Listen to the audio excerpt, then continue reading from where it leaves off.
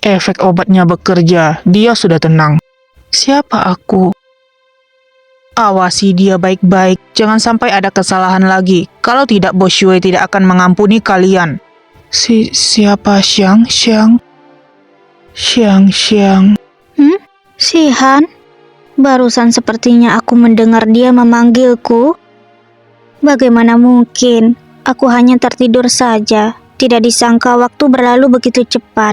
Aku benar-benar tidak tahu sudah berapa kali aku bermimpi tentang Shihan. Tidak ada kabar. Sepertinya untuk sementara tidak ada penemuan baru dari pihak Liu Wei. Tapi untung saja semuanya melakukan tugas masing-masing. Semuanya masih terurus dengan baik. Ayo semangat, demi Shihan. Semuanya harus berjalan ke arah yang baik. Tidak peduli bagaimanapun, aku harus membantunya menjaga posisi ini. Xiang Xiang?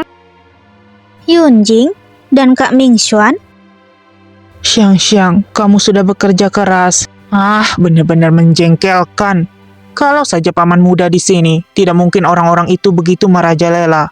Aku ingat Yunjing dan Kak Mingxuan pernah bilang kalau mereka akan pergi ke keluarga Fu secara resmi untuk mengumumkan tentang wakil presidir perusahaan. Mungkinkah mereka datang untuk hal ini? Ini baru saja dimulai. Aku sudah bilang berkali-kali padamu untuk tetap tenang. Yunjing selalu ceria dan terbuka. Aku benar-benar pertama kali melihatnya marah seperti ini. Kak Mingxuan, apakah semuanya tidak berjalan lancar? Maaf, Xiang Xiang. Yunjing pemarah, dia bersikeras untuk kesini. Kak, biar aku yang mengatakannya. Saat aku dan kakakku baru sampai di keluarga Fu untuk mengumumkan penggantian posisi paman muda sebagai wakil direktur utama. Fuha dan Fulang langsung keluar dan bilang kami tidak memenuhi syarat. Bukankah mereka membenci aku dan kakakku yang memihak paman muda? Dua bajingan ini dulu melakukan hal bodoh karena ditekan oleh paman muda, makanya selalu membenci kami. Mereka tidak pernah melakukan apa-apa di perusahaan. Jelas-jelas saat paman menghilang, mereka semua menghindar lebih cepat dari tikus. Beberapa tahun ini jika tidak ada bantuan paman, keberadaan keluarga Fu masih menjadi masalah. Benar-benar sekelompok orang yang tidak tahu diri. Tenanglah, kamu dan Kak Mingxuan lebih baik dari siapapun. Meski Shihan adalah penerus keluarga Fu, tapi kalian selalu menjadi orang kebanggaannya. Keluarga kaya tidak kekurangan orang licik. Keluarga Zhao sekarang terpecah belah, wajar saja jika banyak yang iri.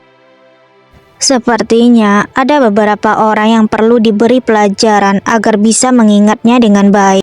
Aku akan ikut kalian untuk menyelesaikan masalah ini. Lupakan saja tentang kakakku.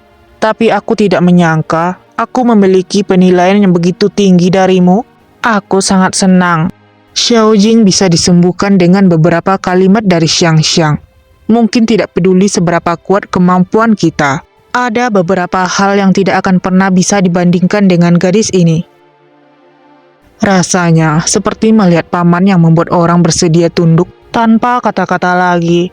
Xiang Xiang, kamu dan paman adalah pasangan yang sempurna. Kak Mingxuan, selain Fuha dan Fulang, siapa lagi orang penting di keluarga Fu sekarang? Yang memimpin pertemuan itu adalah Fu Xiaokuo, yang dianggap sebagai senior keluarga Fu. Aku dengar bahwa ayah paman muda suka memprovokasi ayahnya ketika dia masih hidup. Dia juga memiliki saham perusahaan di keluarga Fu. Sepertinya tidak peduli dimanapun aku berada, selalu ada orang yang menganggap dirinya sendiri penting. Kak, tatapan Xiang Xiang berbeda dengan tadi. Apakah dia tidak istirahat dengan baik? Awalnya, suasana hatiku tidak baik. Kebetulan ada orang yang bisa membantuku. Ada Cuhe yang sangat hebat di luar. Aku tidak perlu takut. Aku akan merebut kembali semua hal milik Shihan. Keesokan harinya pukul 9 pagi di mansion keluarga Fu.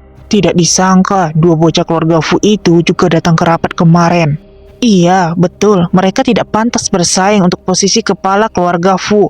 Karena mereka, para tetua keluarga kita terpaksa mengadakan rapat lagi hari ini. Menurutku memang dua tuan muda Fulang dan Fuha yang paling hebat di keluarga utama. Aku rasa mereka adalah kandidat untuk wakil presidir perusahaan ini. Fusian sudah tidak ada. Fu Yunjing dan Fu Mingxuan berani mencalonkan diri sebagai presdir. Untung saja terhenti oleh tuan ketiga pada saat itu. Fu Xihan, aku tidak lupa kamu yang memasukkan kakekku ke penjara. Membuatku dan Fu Ha kehilangan tempat bersandar dalam sekejap mata. Bagaimana mungkin aku tidak membalas penghinaan ini? Tetua keluarga Fu tiba. Hari ini memanggil semuanya untuk rapat. Tujuannya adalah ingin memilih orang yang benar-benar cocok untuk menjadi presdir dan pengelola perusahaan. Kejadian kemarin adalah kecelakaan. Ada begitu banyak anak muda yang berbakat di dalam klan. Mari kita manfaatkan kesempatan ini untuk merekomendasikan diri. Perusahaan Fu Xihan milikku. Paman ketiga, para paman sekalian, aku pergi ke perusahaan paman ketiga untuk magang. Meskipun paman ketiga tidak ada lagi, tapi yang paling dia hargai adalah aku dan Fu Ha. Aku tidak berani mengatakan hal lain. Tidak ada yang lebih tahu tentang pengelola perusahaan selain kita berdua. Jika kakek ketiga menyerahkan perusahaan ini padaku, aku pasti akan... Serahkan padamu? Jika ini tentang orang yang memiliki wajah tebal dalam manajemen, maka kamu adalah orang yang sangat cocok untuk itu. Fu Xihan memiliki ahli waris yang dia latih, yaitu Fu Yunjing dan Fu Mingxuan. Mengapa harus memberikan perusahaan ini kepada seseorang yang tidak ada hubungannya dengan keluarga Fu?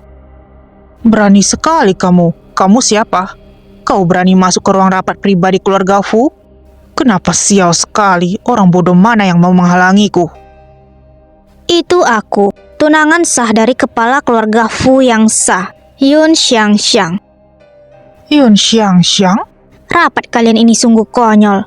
Kalian berani membuka tanpa mengundang pewaris resmi?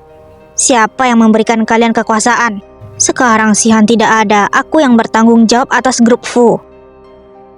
Aku secara resmi mengumumkan bahwa Fu Mingxuan akan ditunjuk sebagai pengganti presdir dan Fu Yunjing akan bertindak sebagai asisten wakil presdir. Mereka berdua akan menyeimbangkan urusan sehari-hari grup Fu. Sialan, wanita ini sengaja datang untuk membuat masalah. Kalian mendengar apa yang dikatakan? Gadis ini adalah tunangan dari tuan ketiga Fu. Memangnya kenapa? Ini adalah urusan pribadi keluarga Fu. Wanita ini sama sekali tidak berhak masuk. Jika tuan ketiga Fu tidak ada, seharusnya para tetua yang membuat keputusan. Aku tidak setuju. Dari mana gadis nakal ini bicara hal gila seperti itu? Dan kamu, Cuhe, kamu adalah orang yang tidak tahu diri. Di saat kritis, kamu memberikan properti pribadi keluarga Fu dan seluruh keluarga Fu kepada orang luar ini dengan sia-sia? Apakah kamu tidak merasa bersalah pada leluhur keluarga Fu? Nona Yun, ini kursinya. Merasa bersalah pada leluhur? Jangan membuat lelucon. Kalian hampir kehilangan semua warisan keluarga Fu selama bertahun-tahun. Apakah kalian layak? Maaf, perkataanku tadi hanya memberitahu kalian, bukan berdiskusi dengan kalian. Karena kalian bersikeras memilih tempat ini untuk bertemu, jangan salahkan aku jika tidak sungkan. Kakek ketiga, jangan dengarkan kegilaan mereka. Anak durhaka seperti mereka tidak pernah menjadikanmu sebagai kepala keluarga yang sah selama bertahun-tahun. Sekarang datang ke tempat ini hanya untuk posisi presdir, kita tidak boleh tinggal diam. Xihan, apakah selama ini kamu selalu menanggung semua hal yang begitu menjijikkan ini? Apakah kalian benar-benar berpikir tidak ada yang bisa menghukum kalian di sini? Semuanya, aku akan maju. Tangkap wanita gila yang omong besar ini dan bawa dia ke kantor polisi. Baik. Mulai hari ini siapapun yang menyakitimu, aku tidak akan pernah melepaskannya lagi. Tampaknya setelah sekian lama tidak bergerak, mungkin keluarga telah melupakan siapa aku sebenarnya. Cuhe, jangan terlalu mencolok. Jangan sampai kembali dipermalukan di mana-mana. Orang-orang di sini bilang kita menindas orang tua, bukan? Sial, Xiangxiang dan Kak Chu datang ke sini. Ini sangat keren. Aku tidak pernah berpikir untuk berani berbicara seperti itu dengan tetua keluarga Fu. Tidak masalah jika orang lain yang menggila. Xiangxiang, kamu memang berbeda dengan kami.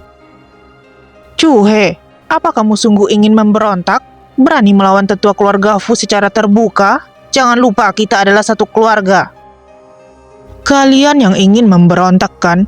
Kemampuan membalikkan faktamu ini cukup hebat. Kamu? Harta benda ini pada awalnya memang milik tuan ketiga kami. Memangnya kenapa jika diberikan kepada Nona Yun? Harta benda yang kalian makan selama belasan tahun ini bukan hanya ini saja. Kamu, jangan kemari. Lagi pula, kamu dan kakakmu adalah penghinaan terbesar bagi keluarga Fu. Apa hak kalian untuk mengomentari di Royal View Plaza? Tampaknya pelajaran terakhir kali masih belum cukup dalam, sampai membuat kalian berpikir bahwa Nona Yun adalah orang yang mudah ditindas. Kakak. Untuk apa kamu menarikku? Kak, tolong aku. Aku tidak mau lagi dikejar dan dipukul oleh sekelompok orang gila itu. Pindahkan semuanya padaku, itu seperti yang diucapkan oleh si Han. Tapi, aku sama sekali tidak menginginkan barang-barang ini. Jika bisa memelukmu sekarang, itu adalah keinginan terbesarku. Jangan pergi! Alangkah baiknya jika si Han tidak lahir di keluarga Fu. Kami bisa hidup bahagia bersama selamanya. Orang-orang dari keluarga Fu inilah yang menyebabkan penderitaannya yang tidak dapat dihilangkan.